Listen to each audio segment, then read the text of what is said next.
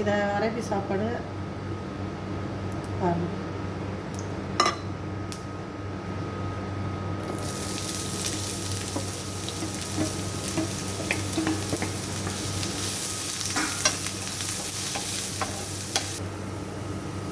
அந்த ஆட்டுக்கறி இது கீழ்மக்கறி போடுறேன். தூள், மிளகுத்தூள், சீரகத்தூள், மல்லித்தூள் 4 தூள் கலந்து போடுறேன். உப்பு 1/2 ஸ்பூன் போடுறேன். ஏன்னா அதில் உப்பு இருக்குதுன்னா இதோடைய தக்காளி சாக்ஸ் இது. அப்படியே இஞ்சி பூண்டு பேஸ்ட்டு போடணும். 1 ஸ்பூன் போட்டால் போதும். இஞ்சி பூண்டு பேஸ்ட்டு போட்டால் நல்லா டேஸ்ட்டு கொடுக்கும். இது 2 டப்பா பால் பொடி போட்டுக்கிறேன். பால் இருந்தால் பால் போட்டுக்கலாம். இது மைதா மாவு, அதேமாரி இதில் 2 டப்பா. 2 டீஸ்பூன் எண்ணெய் ஊற்றுறேன். 1 டீஸ்பூன் பூண்டு நசுக்கி வச்சுருக்கேன்.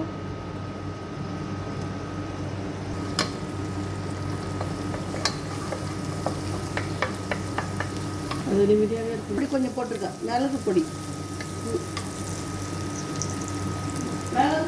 கொஞ்சம் உப்பு கொஞ்சம்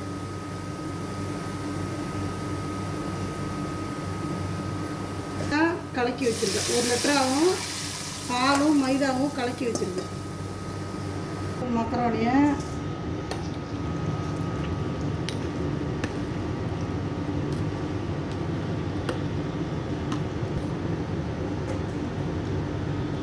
சொன்னல அதான் கீமை கறியெல்லாம் ரெடி பண்ணி செஞ்சு வச்சுருக்கேன். மசாலா போட்டு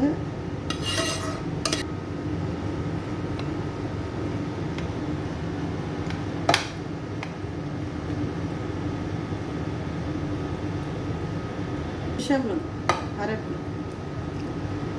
பால் மைதா கிரீம் போடணும். இது குக்கிங் கிரீம் பாருங்கள். இது வந்து குக்கிங் கிரீம். இந்த கிரீம் கொஞ்சம் போட்டு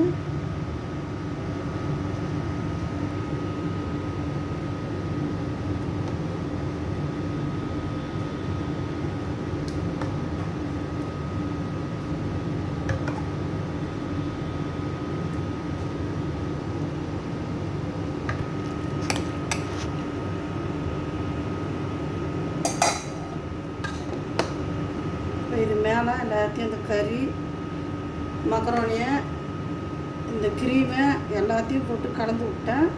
இப்போ இது மேலே சுச்சி க்ரீமை இது மேலே போட்டு இப்படி வச்சு ஓவனில் தூக்கி வச்சிட்டோம்னா ஒரு 10 நிமிஷம் கழிச்சு எடுத்தோம்னா ஓவன் இல்லைன்னாக்கா நம்ம வந்து ஏதோ ஒரு வானல் வச்சு இப்படி செஞ்சுக்கலாம். வச்சு எடுத்து ஓவனில் வைக்க போகிறேன். ஒரு 10 நிமிஷம் வச்சிங்கன்னா போதும். மேலே கூட வச்சுக்கலாம், அடுப்பு மேலே. இப்போ சாப்பாடு ரெடி ஆகிடுச்சு பாருங்கள். நல்லா கலராக இருக்குது, நல்லா இருக்குது பாருங்கள். இதான் இதோடைய மெத்தடு. இப்படியே செஞ்சால் அதில் கரண்டி வச்சு எடுத்தோம்னா இன்னும் நல்லா டேஸ்ட்டாக இருக்கும். நான் எடுக்கக்குள்ளே காமிக்கிறேன்.